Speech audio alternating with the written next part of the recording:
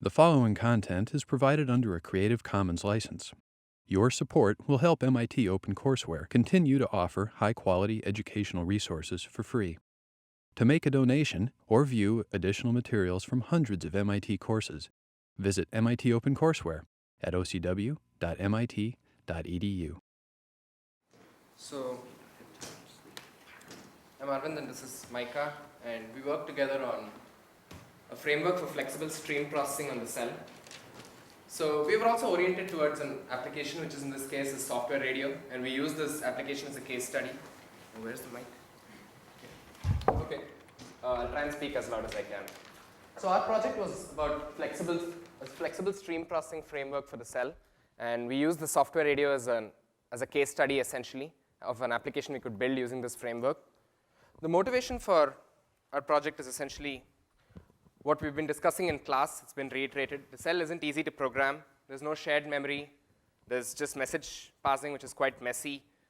You have to explicitly parallelize your programs if you want to write them as, say, custom C programs. Some of the groups have described the challenges they faced when doing that.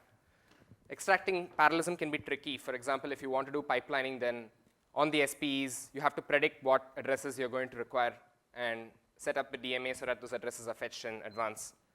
And as Bill mentioned in his talk in class, stream programming can help alleviate some of these issues for some applications like software radio, where the applications fit naturally into the streaming model. So what we tried to do for our project was build a as lightweight as possible, because the code has to fit on the SPEs, but as expressive as possible as well, so as to simplify life for developers. A streaming framework which is targeted specifically at signal processing applications. So this is based on, the data model at least is based on a research project that I have worked on in the past, which is Wavescope Streaming Database Management System. This is a research project in the database group.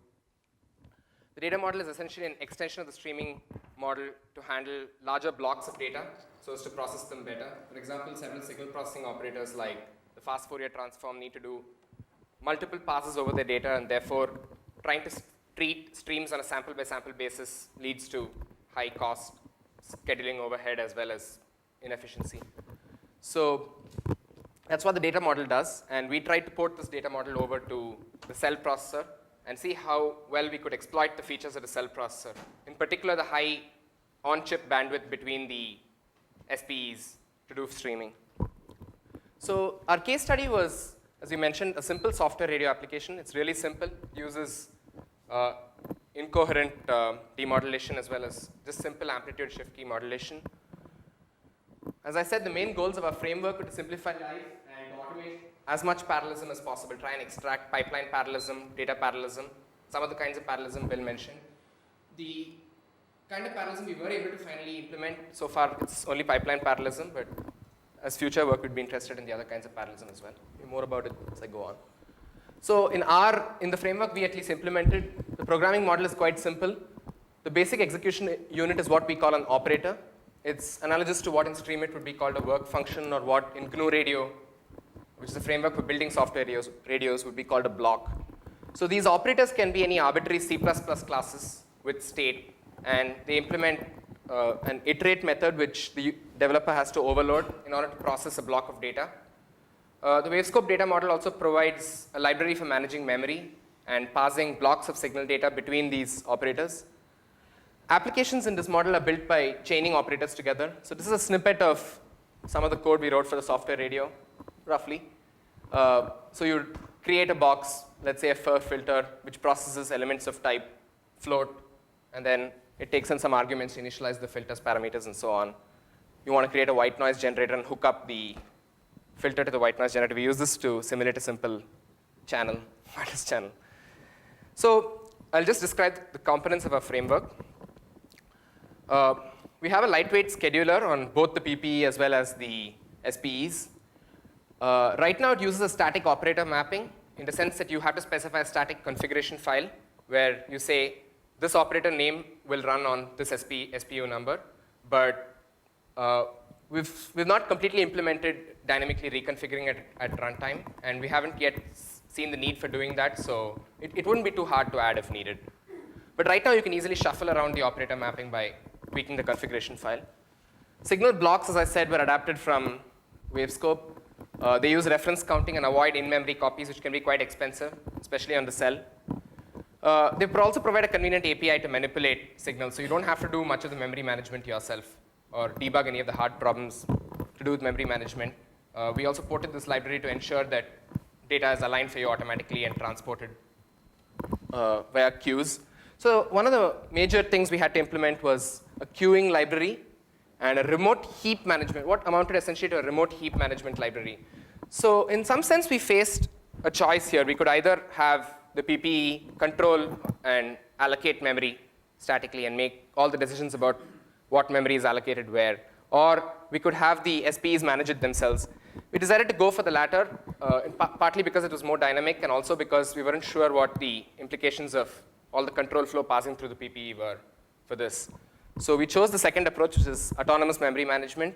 So when an SPE sends a streaming data element to another SPE, it doesn't have to actually explicitly request the other SPE for allocating memory. It has a remote heap interface so that it can directly allocate data and write to the SPE.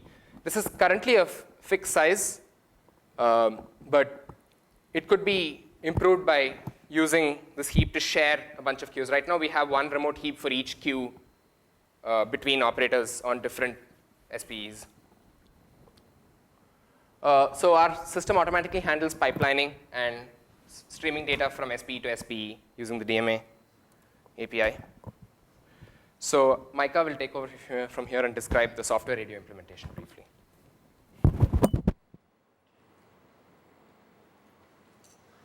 Micah, either stay on this side where the phone is or move the phone.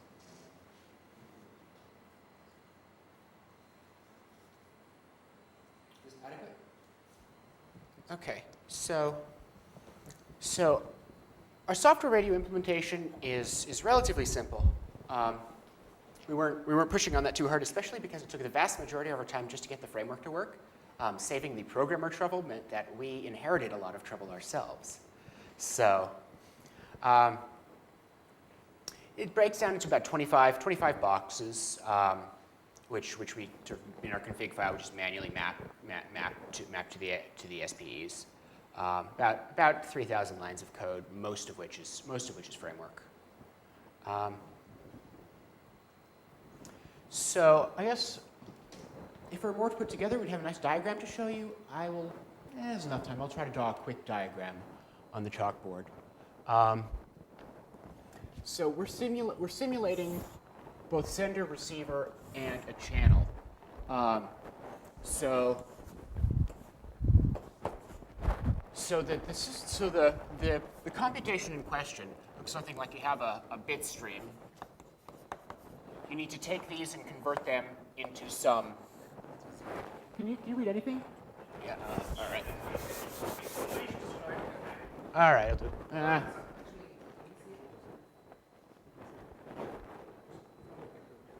Lovely. All right. So you take a stream of bits in. Take bits. Basically, sort of use a lookup mechanism to convert it to an analog waveform, and filter that to produce something that has a narrower spectrum. I'm running out of space here. Mix that, multiply that against the sine wave. That's for modulation. And so you get, you've probably seen pictures of this. It's very much like AM. It's basically binary AM is the scheme we use. It's one of the simplest things you can do. Okay.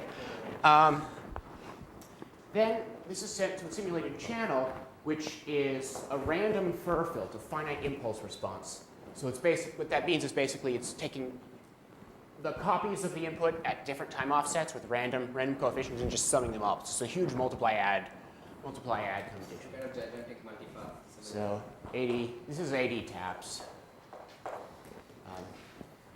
And add some Gaussian noise. And then this we take over and then try to figure out what we put in the first place. So a bunch of filtering. again, more finite impulse response filtering. There's a little closed loop that tries to estimate the signal amplitude and correct for it. That's called automatic gain control to sort of keep it constant. And I'm probably getting these things a little out of order. We square the signal. This is the incoherent demodulation part. We square the signal to get rid of the carrier.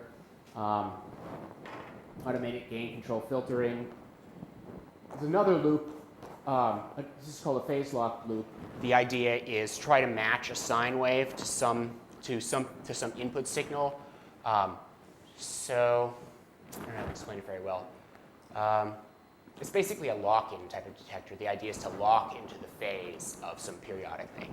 This is for recovering when do you sample, because you've got this messy waveform. You've got to know when to look and say, okay, is it high, is it low, to get a bit out. Yeah, I think that gives the picture. I'm probably boring everybody. So here's a picture. Here's a picture generated from the system. The red line, so the green line is the data in. High, low, 1, 0. The red line is the analog signal out right before it's supposed to decide what the heck the input was. So this is after squaring and filtering and automatic gain control and all that. The little blips are actually because we used a modulation called alternate mark inversion. It just basically flips every 1. That's why it's blipping instead of being a constant, which is a convenient trick. And then the little blue daggers are the results of the phase lock loop to try and recover when to sample. And they're kind of off, but they're kind of right. And so if you take the little blue blip, if the red line is above 0, it's a 1. And if it's below the 0, it's a 0. And that's how you get your bits out. So this was hard to get right, mostly because of the framework issues. So we, implementing distributed objects on a system without real shared memory is hard because you have to serialize everything into a stream of bits and deserialize. So it really makes pie out of any existing object-oriented code. We did quite a bit of work to get sort of decent lock-free, almost 0 copy. Another day or so, we probably would have gotten 0 copy streaming of the data from place to place. And we had to keep the code footprint low. C++ is bloated. We don't have an overlay system yet to sort of, if a SPE is not running a particular box, it still has to have the code for it because we don't have any infrastructure for. There's some macros to get around that, right? Yeah, it's pretty messy. So all the code is on all the SPEs. So code bloat is a particular issue, and XLC has this particular penchant for runtime type information and exception handling.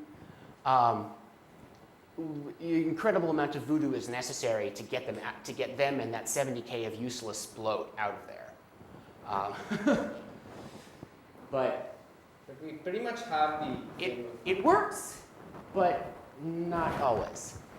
So we did manage to get it running long enough to make some measurements. But yeah, we did get some decent data out. Running on the GPU only, we can run about 170,000 samples per second through. And with the scheduling file, that sort of kind of rule of thumb, we just sort of roughly said, okay, that looks about this big, we'll throw it on this SPE, SPE, SPE. We got roughly 4 times that using 5 SPEs. The code footprint is a little large, but yeah, we could we really had to push down things like our Q. We just didn't have enough memory. It sucked. Yeah, basically just said that already. performance bottlenecks, I guess. So interesting performance behavior. We found that the SPEs are ridiculously underutilized. Most of the algorithms are quite a bit zippier on the SPEs. And so, they're maybe running about 1/3 of the time, and the rest of the time just waiting for input. And then the PPE, which is doing only a tiny amount of the computation, basically just feeding in and sucking it out, is spending half of its time all busy, and the other half of the time stuck in flow control, waiting for queue space, which is, our flow control algorithm sucks, and better with time, but but it seems like you should be able to do quite a bit better than we did with a bit more work. I guess. So, as we said, we need to cut down on the code footprint. And once we have a little bit of breathing room, we can get rid of the nasty race bugs and such. We can finally investigate what was our sort of original pie-in-the-sky goal of automatically deciding what goes where. Taking measurements of the performance and then feeding that back into to producing a better placement of operators, and applying data parallelism by instantiating operators on multiple different SPEs and splitting the data stream. And just doing more. So. Since your PPE is only at 50% utilization, could you have put actual work on there? We did put some work on there. Actually, we put work on there because we couldn't fit all the boxes, the code for all the boxes into the SPEs. So we sort of strategically put a few things at the beginning and a few things at the end, which weren't supposed to be very computationally intensive, and yet they managed to take up half the CPU. Now, the issue with the other half of the CPU is that it's actually inside an inner loop, deep recursive in blocking, because basically our back pressure isn't online yet. So if it tries to emit something to a queue and that queue is full, it just stops. And it really could be running a whole bunch of other stuff, but it's not smart enough to do that yet.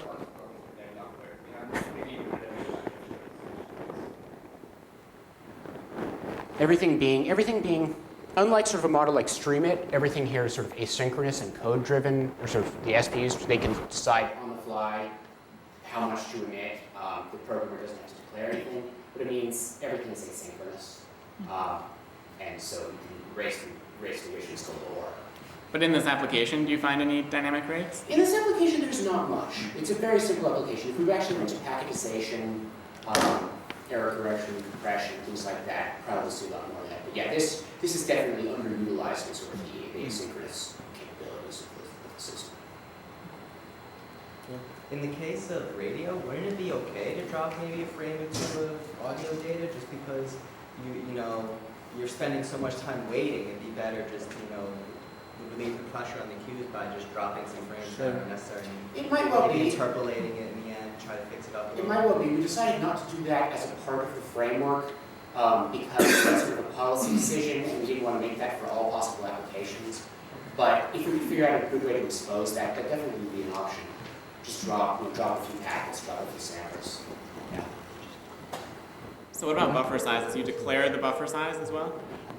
Yeah, well, the way we have it now is actually there's just a pound-defined code that says all buffers are this size. Okay. And you need double buffering in there, or? You don't need it. Well, actually, the way it works is that there's sort of this remote heap input queue, and an upstream SPE just DMAs things in as it feels like, and then the downstream SPE looks is there something here? Grab it, use it. So it just sort of works. However much buffering there's. So ring buffer and sort of manage to get that long free. Yeah, so that's a benefit of the asynchronous approach. It just sort of works if you have enough memory, which we don't. Your queues are tiny. Any other questions? Someone's angrily telling me that his connection dropped, but he's not picking up the phone.